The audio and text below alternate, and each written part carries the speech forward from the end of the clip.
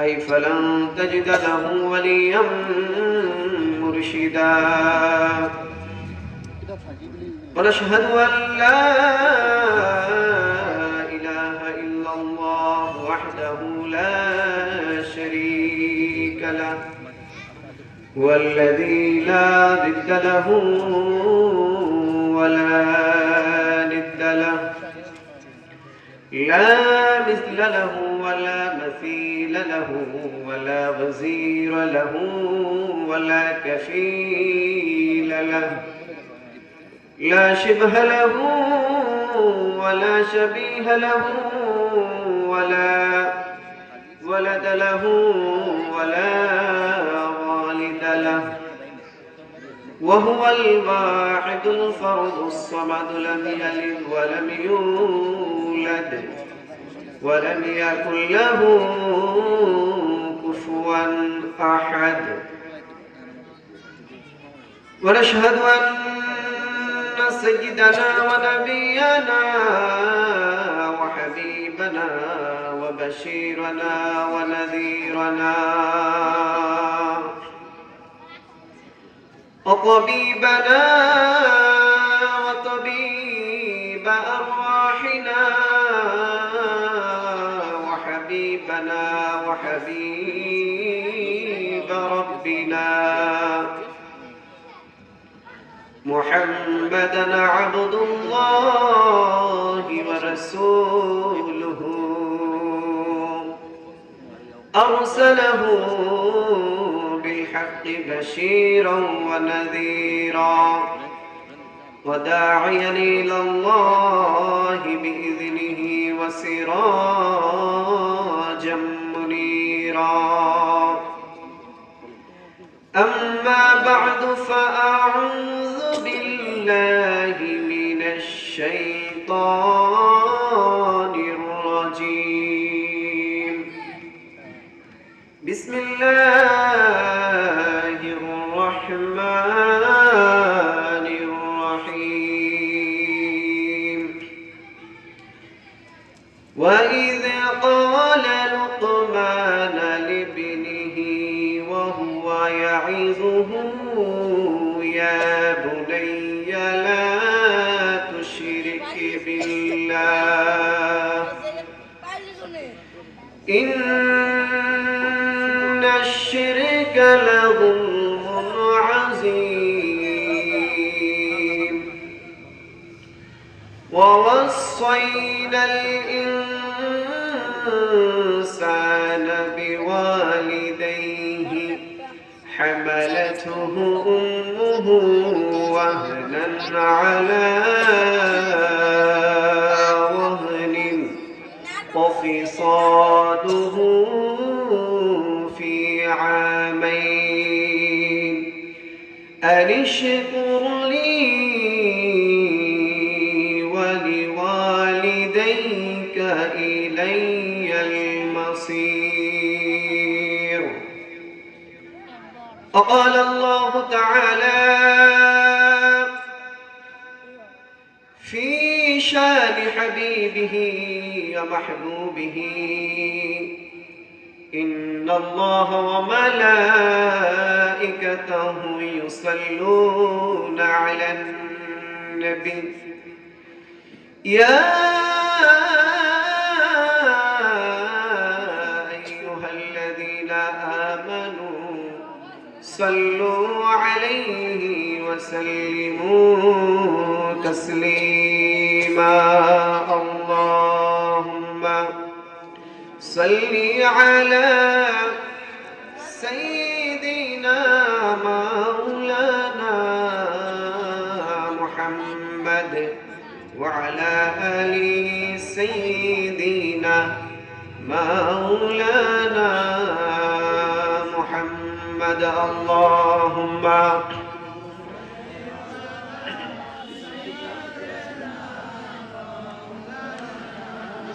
محمد وعلى آل سيدنا مولانا محمد কত ব্যথা কত জ্বালা সয়েছ যে তুমি তোমারি খুনে লাল তায়েফের ভূমি ফেরেশতা এসে চাই শাস্তির হুকুম লোহ মাখা মুহাম্মদ প্রাণেতে হাসিরা হে আল্লাহ দয়া করো হে তায়েফবাসী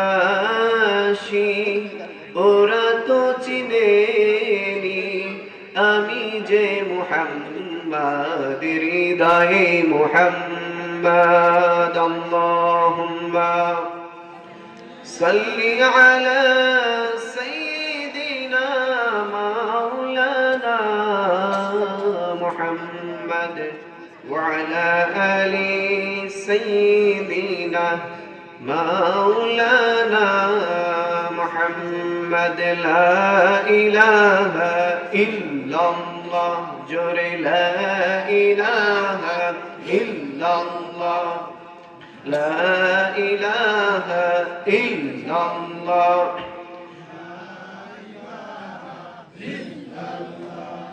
লা ইলাহা ইল্লাল্লাহ লা ইলাহা ইল্লাল্লাহ আল্লাহর জিকির করবে যারা আল্লাহর কাছে প্রিয় তারা আল্লাহর কাছে প্রিয় যারা জান্নাতে প্রবেশ করবে তারা লা ইলাহা ইল্লাল্লাহ লা ইলাহা ইল্লাল্লাহ লা ইলাহা ইল্লাল্লাহ লা ইলাহা ইল্লাল্লাহ লা ইলাহা ইল্লাল্লাহ মুহাম্মাদুর রাসূলুল্লাহ সাল্লাল্লাহু আলাইহি ওয়াসাল্লাম। বারোপাইখা উত্তরপাড়া বাইতুন নূর জামে মসজিদের উদ্যোগে দ্বিতীয় বার্ষিক ওয়াজ ও দোয়ার মাহফিলের প্রধান বক্তা মাওলানা আবু জাফর মোহাম্মদ সালেহ চাঁদপুরি, প্রিন্সিপাল সাভার ইসলামিয়া কামিল মাদ্রাসা ও খতিব লালমাটিয়া মসজিদ ধানমন্ডি ঢাকা। দ্বিতীয় বক্তা মাওলানা মুফতি মুস্তফা কামাল মাসুরি সাহেব দামাত বারাকাতুহুমুল আলিয়া, সভাপতি মজলিসুল মুফাসসির মানিকগঞ্জ জেলা। বিশেষ বক্তা হিসাবে আমাকে রাখা হয়েছে, মাহফিল কমিটিকে জানাই অসংখ্য ধন্যবাদ। আলোচনা করবেন তো প্রথম প্রধান বক্তা এবং আছেন মুস্তফা কামাল মাসুরি সাহেব। তিনারা আমাদের উস্তাদ সমতুল্য। ইতিপূর্বে যারা আলোচনা করেছেন তারা আমার উস্তাদ সমতুল্য, আমি তাদের ছাত্র তুল্য। আমি জাস্ট শুধু আপনাদের সাথে মুযাকারা করার জন্য আসছি, কোরআন হাদিস নিয়ে। আমার ইলম কালাম নাই, আমি এখনো কোরআনের ছাত্র। জাস্ট যতটুকু শিখেছি আমাদের উস্তাদদের কাছ থেকে, তাদের কাছ থেকে ততটুকু শুধু মুযাকারা পর্যালোচনা করবে ইনশাআল্লাহ তাআলা। আজকের মাহফিলের সভাপতিত্ব করবেন জনাব আলহাজ মোহাম্মদ আইয়ুব আলী সাহেব, সভাপতি অত্র মসজিদ, যোগ্য একজন মানুষ। ওনার মতো সভাপতি প্রত্যেকটা মসজিদে দরকার, কথা বলেন ঠিক কিনা? আল্লাহ তাআলা তার হায়াতে বরকত দান করুন, সকলে পড়ুন আমিন। তার রিজিকে বরকত দান করুন, সকলে পড়ুন আমিন। আজকের মাহফিলের প্রধান অতিথি জনাব মোহাম্মদ রমিজুর রহমান চৌধুরী রোমা, চেয়ারম্যান সুতিপাড়া ইউনিয়ন পরিষদ। উনি কি আসছেন? যাক, আপনাদের এলাকার যোগ্য চেয়ারম্যান। আল্লাহ তাআলা তাকে, তিনি অসুস্থ, আল্লাহ তাআলা তাকে সুস্থতা দান করুন, সকলে পড়ুন আমিন। হায়াতে তয়্যিবা তবিলা দান করুন, সকলে পড়ুন আমিন। সুতিপাড়া ইউনিয়নের জন্য উনি হয়তো অনেক অক্লান্ত চেষ্টা করেন।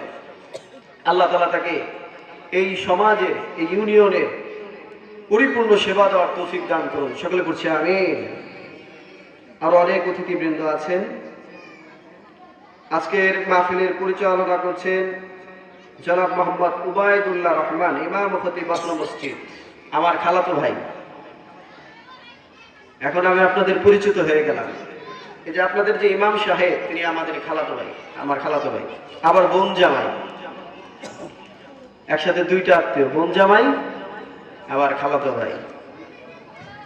আজকের এই মাহফিলটা আল্লাহ তাআলা কবুল করুন, সকলে বলুন আমিন। যারাই আছেন, যারা যত অতিথিবৃন্দ আছেন, সকলকে জানাচ্ছি আমার পক্ষ থেকে আন্তরিক মোবারকবাদ। আমার সামনে উপবিষ্ট ধর্মপ্রাণ তাওহীদি মুসলিম জনতা, পর্দার অন্তরালে অবস্থানরত মা ও বোনেরা, সকলকে জানাচ্ছি আমি অধমের পক্ষ থেকে আন্তরিক মোবারকবাদ। আল্লাহ তাআলা আজকের এই মাহফিলকে কবুল আর মঞ্জুর করে নিন এবং আমাদের নাজাতের ওসিলা বানান, সকলে বলুন আমিন। আমরা আল্লাহ তাআলার কাছে নাজাত চাই। কি চাই? একটু আওয়াজ করে বলুন তো, কি চাই আমরা? নাজাত। কষ্ট হচ্ছে? আমাকে দেখে কষ্ট হচ্ছে যে এই ছোট হুজুর কই থেকে এটা উঠাই দিল? যদি কষ্ট না হয় তাহলে একটু কষ্ট দেই। এই যে সামনের জায়গা একটু ফাঁকা আছে, একটু পূর্ণ করে বসবেন, অনেক সুন্দর দেখা যাবে। 3 জায়গায় ফাঁকা জায়গা রাখতে নাই। বিশ্বনবী মুহাম্মদ সাল্লাল্লাহু আলাইহি সাল্লাম বলেন, তোমরা 3টি জায়গায় কখনো ফাঁকা রেখো না। যদি ওই জায়গায় ফাঁকা রাখা হয় তাহলে ওই জায়গায় শয়তান প্রবেশ করে। 1 নাম্বার, নামাজের কাতার। এই যে আমরা নামাজের কাতার বন্দী হয়ে দাঁড়াই, বিশ্বনবী বলেন এই কাতারের মাঝে যদি ফাঁকা থাকে তাহলে ওই ফাঁকা জায়গায় শয়তান দাঁড়ায়। কিসের জন্য দাঁড়ায়? নামাজ পড়ার জন্য। নামাজ পড়ার জন্য দাঁড়ায় নাকি? দাঁড়ালে তো ভালো। শয়তান যদি আমাদের সাথে দাঁড়ায় ভালো, ইমাম সাহেবের পেছনে নামাজ পড়লো, সমস্যা কি? না ভাই, সে নামাজ পড়ার জন্য দাঁড়ায় না, বরং আমার আপনার নামাজে ডিস্টার্ব করার জন্য দাঁড়ায়। কথা বল ঠিক কিনা? 2 নাম্বার জায়গা, স্বামী স্ত্রী যখন এক বিছানায় ঘুমায়, বিশ্বনবী বলেন যে এই স্বামী স্ত্রীর মাঝে ফাঁকা রেখো না, একেবারে কাছাকাছি পাশাপাশি ঘুমাও। মাঝখানে যদি ফাঁকা রাখো, ওই ফাঁকা জায়গায় কে প্রবেশ করবে? শয়তান। কি করবে শয়তান প্রবেশ করে? ধরেন স্বামী একদিকে শুয়ে রয়েছে, স্ত্রী আর একদিকে। শয়তান এসে বলবে, দেখো তোমার স্বামী বাহিরে কারে না কারে দেখে আসছে, রাত বেলা চিন্তা করতেছে, তোমার কথা খেয়াল নাই, কার কথা যেন ভাবতেছে, তোমার ভুলে গেছে। ওদিকে স্ত্রীরে শয়তান ধোঁকা দেবে, তোমার স্বামী কার কথা যেন ভাবতেছে, স্বামীকে ধোঁকা দেয়, তোমার স্ত্রী কার কথা যেন ভাবে, তাহলে তো তোমার কাছে চাই পাই শুধু, মাঝখানে ফাঁকা কেন? এই যে ধোঁকা, স্বামীর মনেও সন্দেহ ঢোকায় দেয়, স্ত্রীর মনেও সন্দেহ ঢোকায় দেয়। তাহলে এই জায়গায় ফাঁকা রাখলে ক্ষতি আছে না নাই? আরেকটা জায়গা হচ্ছে এই যে মাহফিলের মজলিস, ইলমের মজলিস, এই মজলিসে ফাঁকা রাখলে শয়তান ঢোকে। তখন কি করে শয়তান ঢোকে? আলোচনার মনোযোগ নষ্ট করে দেয়। এজন্য আমরা কেউ ফাঁকা রাখবো না, একটু চেপে বসে, চেপে বসে। এই যে মাঝখানে ফাঁকা, একটু কষ্ট দেই, চেপে বসে। তাহলে আমরা কি বললাম? আমরা এই যে মাহফিলে আসছি কিসের জন্য? আমরা আল্লাহর কাছে কি চাই? বলেন সবাই, কি চাই? নাজাত চাই। নাজাত ছাড়া আল্লাহর কাছে আমরা আর কিছু চাই না। আর কিছু যে চাই না আমি, চাই গো নাজাত। আল্লাহ তোমার কাছে আমার এই মোনাজাত, আল্লাহ তোমার কাছে আমার এই মোনাজাত। সকলে পড়ি আমিন। আমরা আল্লাহর কাছে নাজাত চাই। কিয়ামতের দিন আল্লাহ যেন আমাদেরকে নাজাত দিয়ে দেন। আমরা আল্লাহ যেন আমাদের বিচার না করে। বিচার করলে আমরা ধরা পড়ে যাব। আল্লাহ যদি আমাদের বিচার করে, আমরা কি পার পাবো? আল্লাহর দয়া ছাড়া আমরা কেউ পার পাবো না। বিশ্বনবী মুহাম্মদ সাল্লাল্লাহু আলাইহি সাল্লাম আম্মা জান আয়েশাকে বললেন, আয়েশা, আল্লাহ যদি তোমার উপর দয়া না করে কিয়ামতের দিন তুমি নাজাত পাবে না।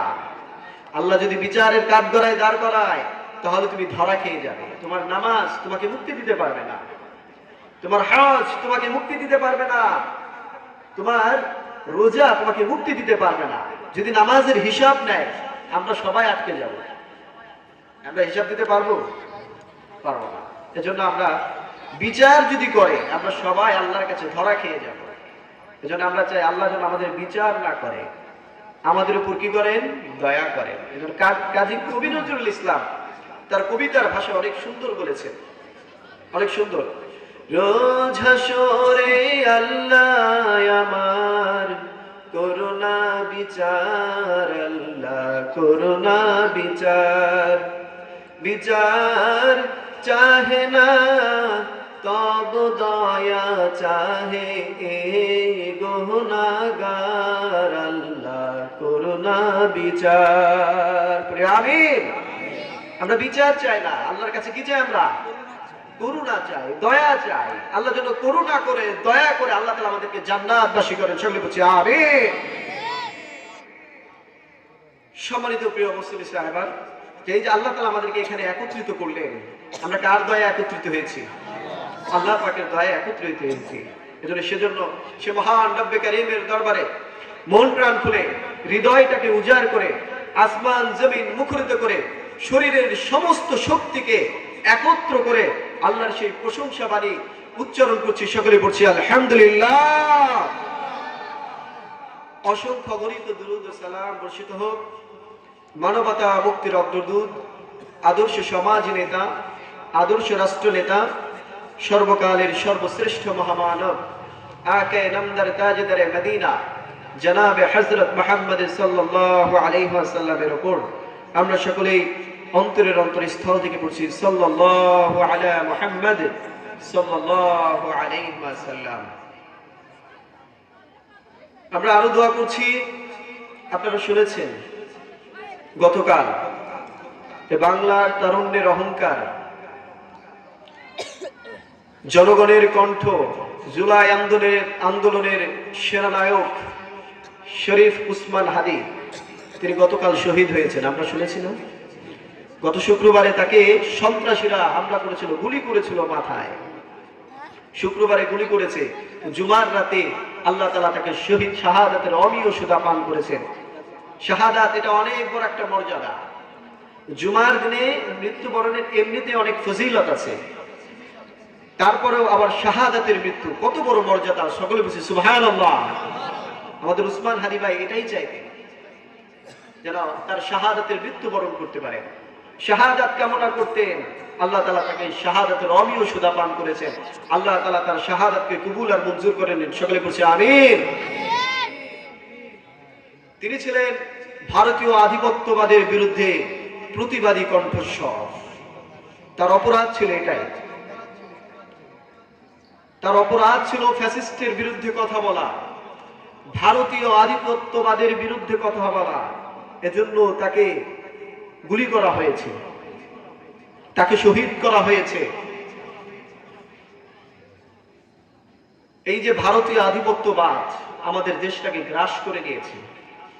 আমি রাজনীতির ওয়াজ করবো না, এটা রাজনীতি না, এটা আমরা সচেতনমূলক, আমরা সচেতন হই। আমার আলোচনার টপিক আছে, ওই টপিকে আমি অতি তাড়াতাড়ি ফিরে যাব। যে উসমান হাদি ভাই শাহাদাত বরণ করলেন কেন? তিনি কিন্তু আমার আপনার জন্য জীবন দিয়েছেন, এখানে তার কোনো স্বার্থ ছিল না।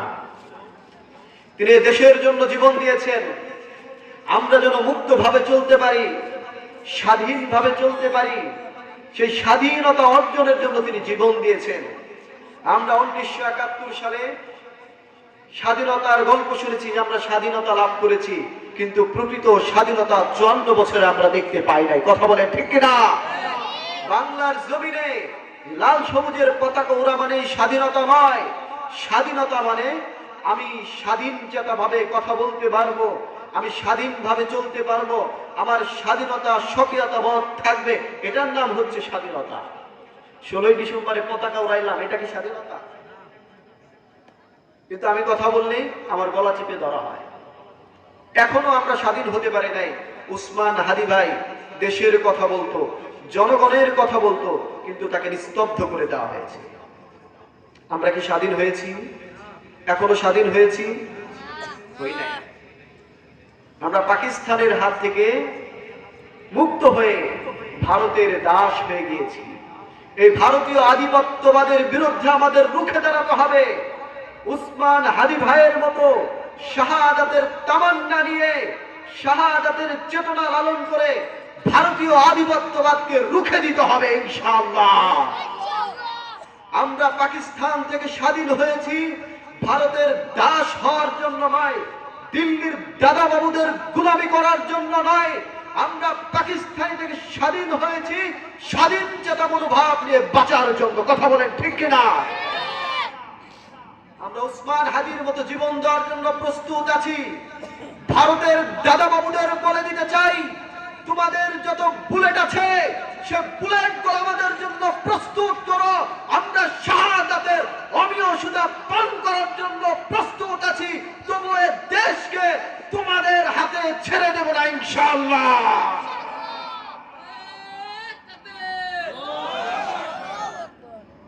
আমরা জীবন দিতে রাজি আছি, কিন্তু আমরা আজাদি দেব না। আমরা জীবন দিতে রাজি আছি, আমাদের স্বাধীনতাকে দেব না।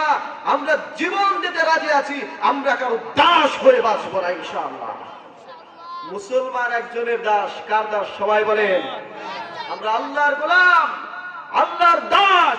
ওই আল্লাহর দাসত্ব করি, আমরা আর কারো সামনে মাথা নত করি না। ওই আল্লাহর সামনে মাথা নত করি। এজন্য আমরা কারো দাস না, কারো গোলাম না, কোনো ব্যক্তির গোলাম নয়, কোন রাষ্ট্রের গোলাম নয়। আমরা গোলাম শুধুমাত্র এক আল্লাহ তাআলা।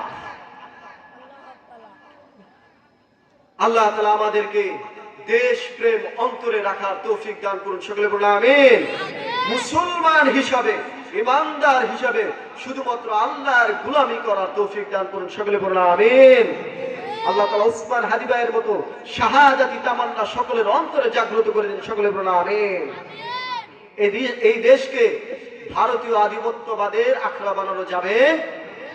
যারা ভারতের দালাল আছে, ভারতের দালালি করবে, আমরা তাদেরকে লাল কার্ড দেখিয়ে দেব। পারবো তো মুসলমান ইনশাআল্লাহ? ইনশাআল্লাহ। আল্লাহ তাআলা আমাদের তৌফিক দান করুন। সকলে বলুন আমিন। সম্মানিত প্রিয় মুসলিম সাহেব, আজকে আমরা কোরআন থেকে আলোচনা করব। কোথা থেকে আলোচনা করব? সকলে আওয়াজ করে বলুন। আমার হাতে যে গ্রন্থটা দেখতে পাচ্ছেন, এই গ্রন্থটার নাম কি? সকলে বলুন। আল কোরআন। এতে কোনো সন্দেহ আছে? কোনো সংশয় আছে? যালিকাল কিতাব লা রাইবা ফি। এটা এমন একটা কিতাব যাতে কোনো সন্দেহ নাই। হুদাল লিল মুত্তাকিন, মুত্তাকিদের জন্য হেদায়েত স্বরূপ। হুদাল লিন নাস, মানব জাতির জন্য হেদায়েত স্বরূপ। সুবহানাল্লাহ বলেন। মানব জাতির জন্য হেদায়েত স্বরূপ। এই কিতাব থেকে, এই কিতাবে রয়েছে মানব জাতির জন্য হেদায়েত। জীবিত মানুষ নাকি মরা মানুষ? সবাই আওয়াজ করে বলুন। জীবিত মানুষ নাকি মরা মানুষ? কিন্তু এই কোরআন জীবিত মানুষ পড়ে এবং শোনে নাকি মরা মানুষকে শোনাই? আমরা কিন্তু মরা মানুষকে শোনাই। মানুষ মারা যায় সেই দিন কোরআন শরীফ তেলাওয়াত করি। কি কোন সমাজে চাই? এই সমাজে করে নাকি? মৃত মানুষকে কোরআন শোনায়, কিন্তু আমরা জীবিত মানুষ, আমরা কোরআন পড়ি না, কোরআন বুঝি না। আফসোস। কিন্তু এই কোরআনকে আল্লাহ তাআলা মৃত মানুষের জন্য পাঠায় নাই, হুদাল লিন-নাস। এই লিন-নাস, এখানে লাম শব্দটা ব্যবহার হয়েছে লিন-নাস, জীবিত মানুষের ক্ষেত্রে। সুবহানাল্লাহ বলেন। লিন-নাস, মানব জাতির জন্য হেদায়েত স্বরূপ। এজন্য আমাদের যদি পথ অনুসন্ধান করতে হয়, সঠিক পথ পেতে চাই, সঠিক রাস্তা পেতে চাই, আমাদেরকে এই কোরআনের দিকে ফিরতে হবে। কোন দিকে ফিরতে হবে?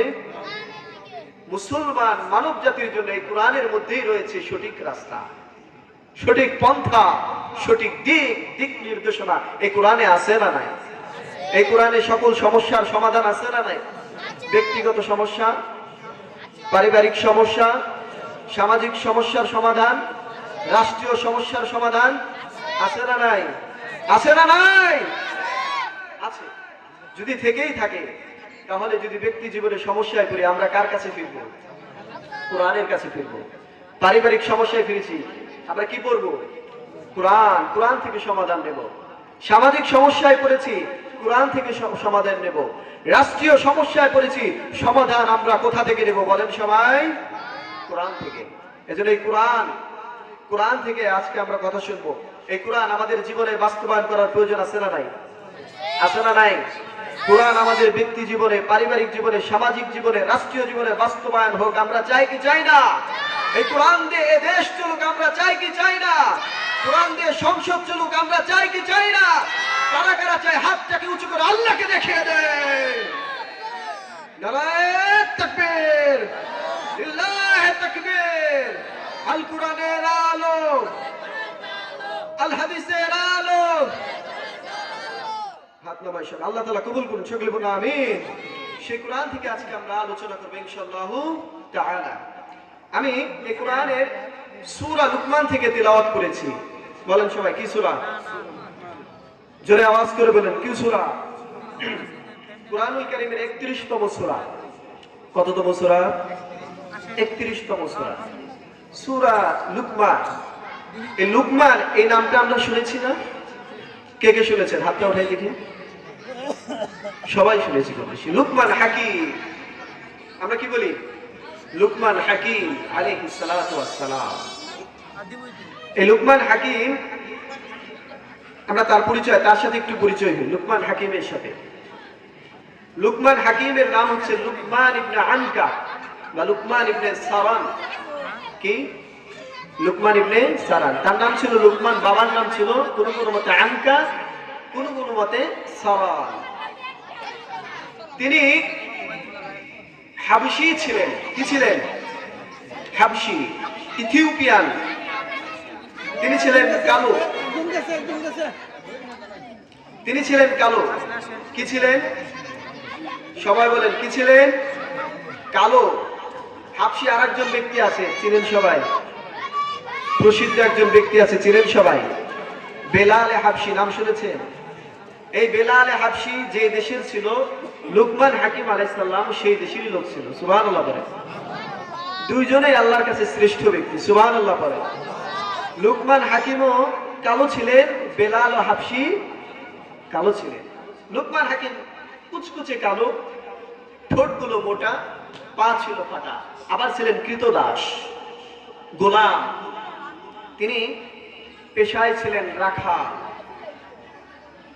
চেহারা কালো, খুব সুন্দর নাকি? বলেন সবাই সুন্দর। ঠোঁটগুলো মোটা, পা ছিল ফাটা, রাখাল ছিল, কৃতদাস ছিল। চেহারা ছিল সুন্দর ছিল না, তার স্ট্যাটাসও ভালো ছিল না, রাখাল ছিল, আবার গোলাম ছিল, আজাদ ছিল না। কিন্তু আল্লাহ তাআলা তার নামে কোরআনের সূরা দিয়েছে কি দেয় নাই? সুবহানাল্লাহ বলেন। লুকমান হাকিমকে আল্লাহ তাআলা কি মর্যাদা দিয়েছেন, যে এখান থেকে বোঝা যায় কালো, কালো ধলা, কৃষ্ণাঙ্গ শ্বেতাঙ্গ, সাদা কালো, লম্বা খাটো, সুন্দর অসৌন্দর্য আল্লাহ তাআলা ভেদাভেদ করেন। আল্লাহ তাআলার কাছে সুন্দর অসুন্দরের কোনো পার্থক্য নাই। আল্লাহ তাআলার কাছে দাম হচ্ছে অন্তরের তাকওয়া। সুবহানাল্লাহ বলেন। এজন্য রব্বুল আলামিন বলেন, ইন্নামা আকরামাকুম ইনদাল্লাহি আতকাকুম। নিশ্চয়ই আল্লাহর কাছে সম্মানিত ওই ব্যক্তি যার অন্তরে আল্লাহ পাকের ভয় আছে, যার হৃদয়ে আল্লাহর ভয় আছে। সুবহানাল্লাহ। যাদের হৃদয়ে আছে আল্লাহর ভয়, তারা কভু পথ ভুলে যায় না। আল্লাহর প্রেম ছাড়া এই দুনিয়ায় কারো কাছে কোনো কিছু চাই না। রাতের আধারে যারা সিজদাতে রয়, দু চোখের অশ্রুতে নদী যেন বয়। রাতের আধারে যারা সিজদাতে রয়, দু চোখের অশ্রুতে নদী যেন বয়। ছলনার হাতছানি যতই আসুক, ছলনার হাতছানি যতই আসুক, পিছনে ফিরেও সে তাকায় না। যাদের হৃদয়ে আছে আল্লাহর ভয়, তারা কভু পথ ভুলে যায় না। আল্লাহর প্রেম ছাড়া এই দুনিয়ায় কারো কাছে কোনো কিছু চাই না, কারো কাছে কোনো কিছু চাই না। ঠিক কিনা? যাদের হৃদয়ে আল্লাহর ভয় আছে তারাই আল্লাহর কাছে শ্রেষ্ঠ। সুবহানাল্লাহ। এজন্য লুকমান হাকিমের অন্তরে ছিল আল্লাহর ভয়। আল্লাহর ভয় ছিল বিদায় কালো হওয়া সত্ত্বেও আল্লাহ তাআলার কাছে শ্রেষ্ঠত্ব লাভ করেছেন। এজন্য আল্লাহর কাছে সম্মানিত হওয়ার জন্য, আল্লাহর কাছে দামি হওয়ার জন্য সুন্দর হওয়ার প্রয়োজন নাই, লম্বা হওয়ার প্রয়োজন নাই। আল্লাহর কাছে দামি হতে হলে অন্তরে আল্লাহর ভয় রাখতে হবে, ঠিক না? এজন্য আল্লাহর ভয় অন্তরে প্রয়োজন আছে না নাই? আল্লাহর ভয় রাখতে হবে। যে আল্লাহর ভয় রাখতে পারবে আল্লাহ তাকে সম্মানিত করবে।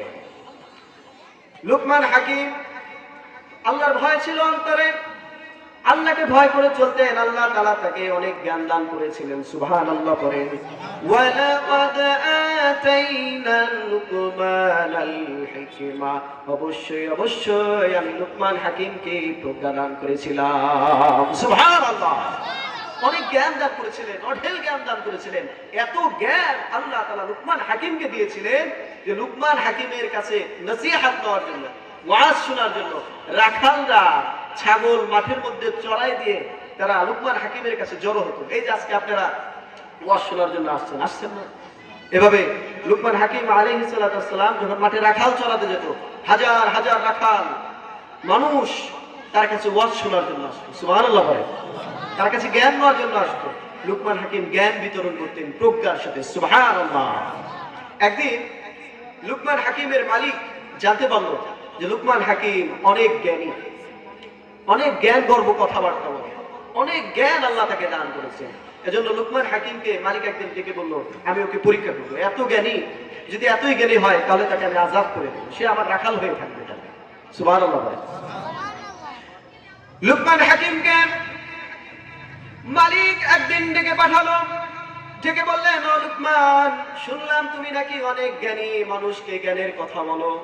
আজকে আমি তোমার জ্ঞানের পরীক্ষা করব, তোমার জ্ঞানের এক্সাম নেব, দেখি তুমি কত জ্ঞানী। লুকমান হাকিমকে বললেন, ও লুকমান, এই যে আমার ছাগলের পাল দেখতে পাচ্ছ, সেখান থেকে একটি ছাগল জব করে তুমি ছাগলের সবচাইতে উত্তম দুইটা বস্তু আমাকে এনে দাও। লুকমান হাকিম ছাগল জব করল, জব করে লুকমান হাকিম আলাইহিস সালাতু ওয়াস সালাম জিহ্বা এবং হৃৎপিণ্ড নিয়ে মালিকের হাতে দিলেন। মালিক আবার বললেন, ও লুকমান, আর একটা ছাগল জব করো, আর একটা বকরি জব করে সবচাইতে নিকৃষ্ট যে বস্তু, সেই বস্তু দুইটা, অঙ্গ দুটা আমার কাছে এনে দাও। লুকমান হাকিম আলাইহিস সালাতু ওয়াস সালাম আর একটা ছাগল জব করলো, জব করে লুকমান হাকিম আলাইহিস সালাম ছাগলের জিহ্বা এবং হৃৎপিণ্ড মালিকের হাতে দিল।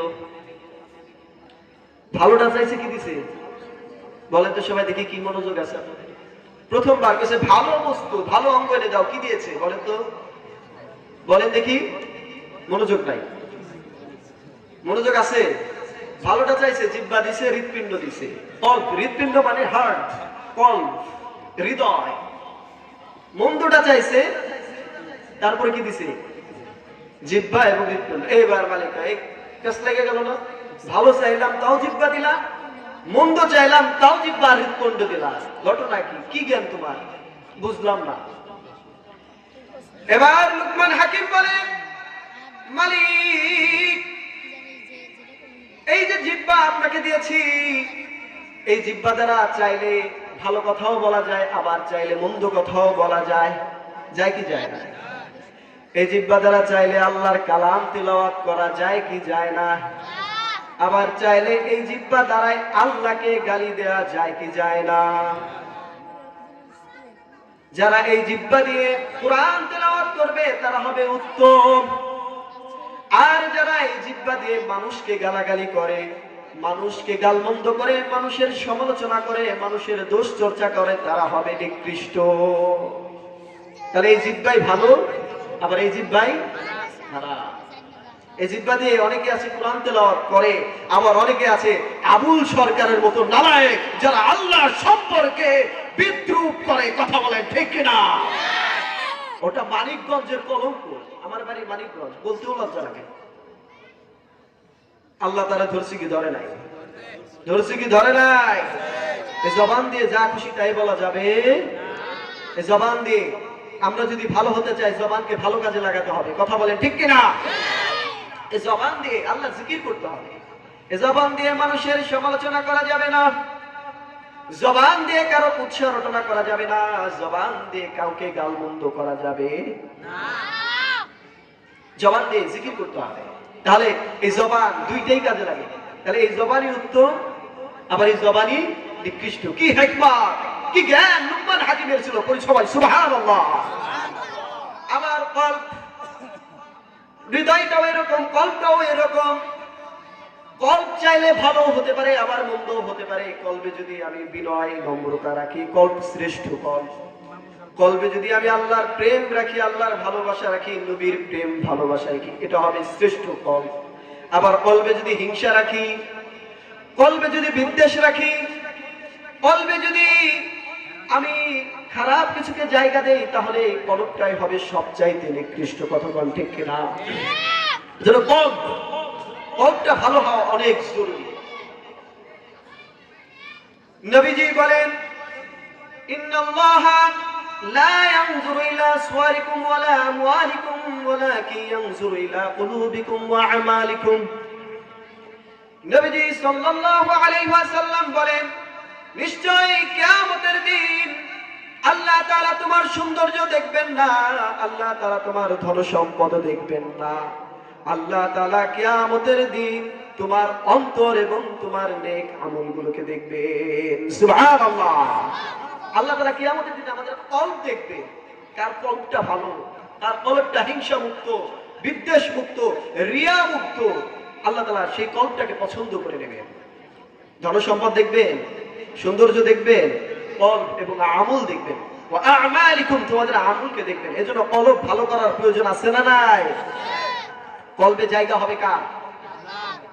হিংসা মুক্ত রাখতে হবে, বিনয়ী হতে হবে, নম্র হতে হবে, ভদ্র হতে হবে। কারো সম্পর্কে বিদ্বেষ রাখা যাবে না। এজন্য লুকমান হাকিম বললেন, এই জবান, এই কল্প একদিক দিয়ে ভালো, আবার বিপরীত দিকে খারাপ। এই জবান এবং কল্প যদি কারো ভালো হয়, সে ব্যক্তি হিসাবে শ্রেষ্ঠ। আবার এই জবান আর কল্প যদি কারো খারাপ হয়, তাহলে সে ব্যক্তি হিসাবে সবচাইতে নিকৃষ্ট। কথা বল ঠিক কিনা? এই ছিল লুকমান হাকিম। সেই লুকমান হাকিম, আমি এখন মূল আলোচনায় চলে যাব, সংক্ষিপ্ত তাফসীর। লুকমান হাকিম সন্তানকে উপদেশ দিচ্ছেন। وَإِذْ قَالَ لُقْمَانُ لِابْنِهِ وَهُوَ يَعِظُهُ يَا بُنَيَّ لَا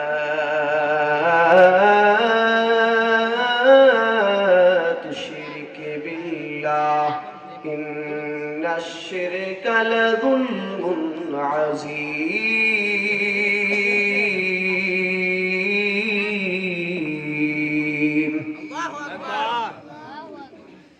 রব্বুল আলামিন বলেন, লুকমান হাকিমের কথা কোট করেছেন আল্লাহ তাআলা। স্মরণ করো লুকমান হাকিমের কথা, যখন তিনি তার সন্তানকে উপদেশ করছিলেন। ইয়া বুনাইয়া, ওহে আমার কলিজার টুকরা সন্তান, নয়নের পুতুলি, চোখের পুতুলি, চোখের মণি, শোনো, লা তুশরিকি বিল্লাহ, আল্লাহর সাথে শিরিক করো না। একটু লক্ষ্য করেন, এখানে লুকমান হাকিম সন্তানকে নসিহত করতেছেন। কি করতেছেন বলেন সবাই? বিরক্ত হচ্ছেন? কষ্ট হচ্ছে? তাহলে আওয়াজ করে বলুন, লুকমান হাকিম সন্তানকে কি করছিল? নসিহত করছিল। ইয়া বুনাইয়া, হে আমার কলিজার টুকরা সন্তান, নয়নের পুতুলি, চোখের মণি, ভালোবাসার পাত্র, এভাবে ডাকছেন। সুবহানাল্লাহ বলেন। ওলামা একরাম বুঝবেন যে এখানে হওয়ার কথা ছিল ইয়া ইবনি, এভাবেও বলতে পারতেন, হে আমার সন্তান, কিন্তু এটা না বলে এখানে তাজকির করেছেন, ইয়া বুনাইয়া, হে আমার কলিজার টুকরা সন্তান, নয়নের মণি, চোখের পুতুলি, আমার ভালোবাসার সন্তান, শোনো, লা তুশরিকি বিল্লাহ, আল্লাহর সাথে শিরিক করো না। সন্তানকে মায়া মহাব্বত দিয়ে কাছে ডাকছেন। এটা হচ্ছে দাওয়াতের সিস্টেম। ইয়া বুনাইয়া, মানুষকে যখন নসিহত করতে হয়, এভাবে মায়া মহাব্বত, নম্র ভাষায়, কোমল ভাষায় নসিহত করতে হয়। সুবহানাল্লাহ বলেন। এজন্য রব্বুল আলামিন বলেন, উদউ ইলা সাবিলি রাব্বিকা বিল হিকমাহ ওয়া মাউইযাতিল হাসানাহ। তুমি মানুষকে আল্লাহর পথে ডাকো হিকমতের সাথে, প্রজ্ঞার সাথে, এবং সুন্দর সুন্দর নসিহত করে, সুন্দর সুন্দর ওয়াজের মাধ্যমে মানুষকে আল্লাহর পথে ডাকো। মেজাজ গরম করো না, কর্কশ হয়ো না, নম্র ভাষায়, ভদ্র ভাষায় মানুষকে আল্লাহর পথে ডাকো। সুবহানাল্লাহ বলে। দুই ব্যক্তি ব্যবসায় ভালো করতে পারে না। কয় ব্যক্তি? এক, যেই চোরের কাশি রোগ আছে, কি আছে? দুই নাম্বার, যেই পীর সাহেবের মেজাজ গরম। তারা জীবনে ব্যবসায় ভালো করতে পারবে? চোর যদি চুরি করতে যায় কাশে, তাহলে ওই চোর গেরস্তালারা কি করবে? দুইটা বাইন দেয়, উত্তম মাধ্যম দেবে। আর যেই পীরের মেজাজ গরম, ওই পীর আর জীবনে মুরিদ খুঁজা পাবে। এজন্য পীর সাহেব দ্বারা মেজাজ নরম করতে হয়, মানুষকে উপদেশ করতে হয় নম্র ভাষায়, ভদ্র ভাষায়, শালীন ভাষায়, কোমল ভাষায়। সুবহানাল্লাহ বলেন। বিশ্বনবীকে আল্লাহ বলেন, فبما رحمة من الله لنت لهم ولو كنت فظا غليظ القلب لانفضوا من حولك। সুবহানাল্লাহ বলেন। সূরা আল ইমরানের 159 নম্বর আয়াতে আল্লাহ তাআলা বলেন, ওগো আল্লাহর নবী, ওগো আল্লাহর নবী, যদি আপনি নম্র ভাষার অধিকারী না হতেন, কোমল হৃদয়ের অধিকারী না হতেন, যদি আপনি মিষ্টভাষী না হতেন, যদি আপনি কর্কশ ভাষী, কঠোর হৃদয়ের হতেন, তাহলে মানুষজন আপনার কাছে চাপত না। নবী, আপনি নম্র ভাষা অধিকারী, নরম হৃদয়ের, নম্র হৃদয়ের, কোমল হৃদয়ের, এজন্য মানুষ আপনার কাছে আসে, মানুষ আপনার কথা শুনে। সুবহানাল্লাহ। আমাদের নবীজি ছিলেন সবচাইতে মিষ্টভাষী। সুবহানাল্লাহ বলেন। সবচাইতে নরম মেজাজে, কোমল হৃদয়ে তিনি মানুষের ব্যথা যন্ত্রণা দূর করে দিতেন। সুবহানাল্লাহ বলেন। তার কাছে মানুষ এসে কথা শুনলে তাদের হৃদয়টা ঠান্ডা হয়ে যেত, তাদের অন্তরটা গলে যেত, তাদের হৃদয়ে প্রশান্তি লাভ করত। সুবহানাল্লাহ বলেন। মহানবী বলে তারে কেউ বা ডাকে, আমি ডাকি প্রিয়তম। যে জন কখনো ব্যথা দিতে জানে না, যে জনকে বলি মুছে দেয় যাতনা, হৃদয়ের হাহাকার আপন করে নিতে আর কার বুক এত প্রশস্ত, তার নাম আহমদে বড় বিশ্বস্ত। সুবহানাল্লাহ। নবীজির হৃদয় ছিল বিশ্বস্ত, মানুষ তার কাছে সে মনের কথাগুলো বলতো, নবীজির কথা শুনে, মিষ্টি ভাষা শুনে মানুষের হৃদয়টা গলে যেত। সুবহানাল্লাহ। একটা ঘটনা, ছোট্ট একটা ঘটনা, নবীজির হৃদয়টা কত নরম ছিল। বিশ্ব নবীজি মসজিদে নববীতে বসা, সাহাবীরাও বসা, এক বেদুইন এসে মসজিদের ভিতরে পেশাব করলো। মসজিদের ভিতরে এসে পেশাব করে দিল। এই যে আপনাদের মসজিদ, মসজিদের ভিতরে না, কেউ যদি দেওয়ালে পেশাব করে আপনারা কি করবেন বলেন তো? আপনাদের রিয়াকশন কি হবে? মায়ের হবে, একবার কুবায় ফেলাইবেন, এত বড় সাহস। তো মসজিদে নববীর ভিতরে এক বেদুইন এসে কথা নাই বার্তা নাই, ডাইরেক্ট পেশাব। সাহাবীরা উত্তেজিত হয়ে গেল, ওগো আল্লাহর নবী একবার পারমিশন দেন, এত বড় সাহস মসজিদে নববীতে এসে পেশাব করে, ওরে মাইরা জম্মের পেশাব ছুটাই দিতেছি। নবীজি বলেন, সাহাবীরা কুল ডাউন, শান্ত হও, কন্ট্রোল ইয়োরসেলফ, শান্ত হয়ে যাও, শান্ত হও, ওকে পেশাব করতে দাও, আনলোড করতে দাও, পেশাব করো, ডিস্টার্ব করো না, ডিস্টার্ব করলে অসুবিধা হবে। সাহাবীরা শান্ত হয়ে গেল, বেদুইনের পেশাব করাও শেষ। আল্লাহর নবীজি তাকে কাছে ডাকলেন, ভাই এদিকে আসো, এই যে তুমি এই জায়গাটায় পেশাব করলে, এই জায়গাটা পেশাব করার জায়গা না, এই জায়গা হচ্ছে আল্লাহর ঘর, মসজিদ, এখানে আমরা ইবাদত করি, আল্লাহর গোলামি করি, এই জায়গা পেশাব করার জায়গা না। পেশাব যদি করতে হয় বাহিরে খোলা ময়দানে করতে হয়। ওই লোক দেখে বললেন, আমি তো আপনাকে মনে করেছিলাম আপনি একজন বাদশাহ, কিন্তু আপনার ব্যবহার দেখে মনে হলো আপনি বাদশা নন। যদি আপনি বাদশা হতেন, আমি যেই কাজ করেছি এই কাজের দ্বারা আমার কল্লা চলে যেত। আমার বিশ্বাস হয়ে গিয়েছে আপনি কোনো বাদশা নন, আপনি অবশ্যই অবশ্যই আল্লাহর নবী। সুবহানাল্লাহ। ওই ব্যক্তি ঈমান এনে ফেললো। সুবহানাল্লাহ। কি আদর্শ ছিল আমাদের নবীজি। এভাবেই মানুষকে আদর্শ দিয়ে মানুষকে কাছে টানতে হবে। সাহাবীদের দিকে ঘুরে বললেন, ইন্নামা বুইসতুম মুয়াসসিরান। এই সাহাবীরা শোনো, আমি তোমাদেরকে সহজ করার জন্য আসছি, কঠিন করার জন্য নয়। সাহাবীদেরকে যখন দাওয়াতি মিশন দিয়ে কোন জায়গায় পাঠাইতো, রাসূল সাল্লাল্লাহু আলাইহি ওয়াসাল্লাম উপদেশ দিতেন, বাশশিরু ওয়ালা তুনাফিরু, ইয়াসসিরু ওয়ালা তুআসসিরু। ও সাহাবীরা, যখন মানুষকে দাওয়াত দিবা সুসংবাদ দাও, ভয় দেখায়ও না। মানুষের জন্য ইসলামটাকে সহজ করে দাও, কঠিন করো না। এজন্য মানুষকে সুসংবাদ দিয়ে ইসলামের দিকে ডাকতে হবে। কথায় কথায় জাহান্নাম বলা যাবে না। যদি বলে এটা করলে জাহান্নাম, ওইটা করলে জাহান্নাম, ওইটা করলে জাহান্নাম, তার ওই ব্যক্তি বলবো আমিও ওই ইসলামে নাই। এত জায়গায় জায়গায় যদি জাহান্নামে যাওয়া লাগে তাহলে আর ইসলাম পালন করবে। সুসংবাদ দিতে হবে, এইটা করলে এই লাভ, এইটা করলে এই সুসংবাদ আছে, এই সুসংবাদ আছে। পারবো তো ইনশাআল্লাহ। মানুষকে ভয় দেখানো যাবে না, সহজ করতে হবে। আল্লাহ নবীজি সহজ করেছেন। সুবহানাল্লাহ।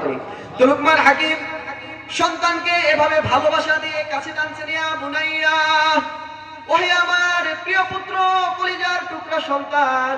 যখন এইভাবে বলেছে, সন্তানের মনটা গলে গিয়েছে। আমার আব্বাজান ভালোবেসে ডেকেছে। এই যে আপনাদের যাদের সন্তান আছে, অনেক সন্তান কথাবার্তা শুনে না, আমরা তাদের সাথে রাগারাগি করি।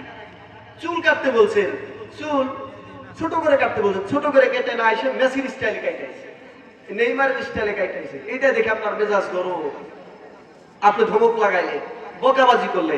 এই বকাবাজি করার দ্বারা এইভাবে কেউ চুল কাটে, এটাও একটা নসিহত। কি নসিহত? কিন্তু এটা কঠোর নসিহত, এটার দ্বারা সন্তানের কোনো ফায়দা হবে না। লুকমান হাকিম আলাইহিস সালাতু ওয়াস সালামের মতো নসিহত করবে, ও আব্বাজান এইভাবে কেউ চুল কাটে না, এইভাবে কেউ চুল কাটে না, এটা মুসলমানের কাটার স্টাইল না। হুজুর এসে গিয়েছেন, আমি সংক্ষিপ্ত করে দেবো ইনশাআল্লাহ। এইভাবে কেউ চুল কাটে না, চুল কাটলে সুন্দর করে কাটতে হয়, মুসলমানের ছেলের মতো চুল কাটতে হয়। তুমি যেভাবে চুল কাটছো সমাজে চলো, এতে আমার মান সম্মান চলে যায়। এজন্য লুকমান হাকিম আদেশ করছেন, লা তুশরিকু বিল্লাহ, আল্লাহর সাথে শিরিক করো না। ইন্নাশ শিরকা লাযুলমুন আযীম, নিশ্চয়ই শিরিকটা হচ্ছে মস্ত বড় জুলুম, মস্ত বড় অন্যায়, অনেক বড় জুলুম। জুলুমটা কি? জুলুম মানে হচ্ছে ওয়াদউশ শাইই ফি গায়রি মাহাল্লি, কোন জিনিস তার নিজস্ব স্থানে না রেখে অন্য জায়গায় রাখা। যেমন এই যে আমার মাথায় টুপি, এই টুপি কই থাকবে? মাথায়। মাথায় না রেখে আমি রাখলাম পায়ে, এটা টুপির উপর জুলুম করা হলো। কি করা হলো? জুলুম করা হলো। ঘরে স্ত্রী আছে না নাই? স্ত্রীকে ভালোবাসা পাবে কে? স্ত্রী। স্ত্রীর না ভালোবাসা পাশের বাড়ির ভাবুর সাথে ভালোবাসার আলাপ করি, তাহলে স্ত্রীর উপর হবে জুলুম। তো ইন্না শিরকা লাযুলমুন আযীম, শিরকটা হচ্ছে মহা বড় জুলুম আল্লাহর সাথে। কেমন জুলুম? ও মিয়ারা, সাহায্য চাইতে হবে কার কাছে বলেন তো? সবাই আওয়াজ করে বলেন, সাহায্য চাইতে হবে কার কাছে? কল্যাণ চাইতে হবে কার কাছে? সন্তান চাইতে হবে কার কাছে? ওই সাহায্য আল্লাহর কাছে না চেয়ে আমি কোনো মানুষের কাছে চাইলাম, আমি কবরে গিয়ে চাইলাম, মাজারে গিয়ে চাইলাম, দরগায় গিয়ে চাইলাম, পীর সাহেবের কাছে গিয়ে চাইলাম, তাহলে এটা হবে আল্লাহর সাথে জুলুম। ইদা সাআলতা ফাসআলিল্লাহ ওয়া ইদা ইসতাআনতা ফাসতাঈন বিল্লাহ, যখন কোনো কিছু চাইতে হয় আল্লাহর কাছে চাও, সাহায্য চাইতে হলে চাইতে হবে কার কাছে? আল্লাহর কাছে। আল্লাহ ছাড়া অন্য কারো কাছে চাওয়া, এটার নাম কি? শিরক। অনেকে আছে সন্তান হয় না, সন্তান গিয়ে মাজারে চায়, আছে না নাই? এলাকায় আছে নাকি? আমাদের এলাকায় আছে। তাহলে আমরা আল্লাহর সাথে শিরক করব না। কি করব না? শিরক করব না। আজকের একটা আমরা এখান থেকে আলোচনা থেকে শিখতে পারলাম যে শিরক করা যাবে না। কি করা যাবে না? সবাই আওয়াজ করে বলুন, কি করা যাবে না? শিরক করা যাবে না। আমরা কার কাছে চাইবো? আল্লাহর কাছে চাইবো। আল্লাহ তাআলা আমাদেরকে তৌফিক দান করুন। সকলে বলুন আমিন। যা কিছু আলোচনা হলো, আল্লাহ তাআলা আমাকে এবং আপনাদের পরিপূর্ণ আমল করার তৌফিক দান করুন। আলোচনায় যদি কোনো ভুল মেসেজ যে থাকে আপনাদের কাছে, সেটা স্মৃতিপট থেকে আল্লাহ আমাকে এবং আপনাদের স্মৃতিপট থেকে মুছে দিন, এবং কল্যাণকর যতটুকু ততটুকুই আমল করার তৌফিক দান করুন। সকলে বলুন আমিন। হুজুর এসে গিয়েছেন, আমি সময় একটু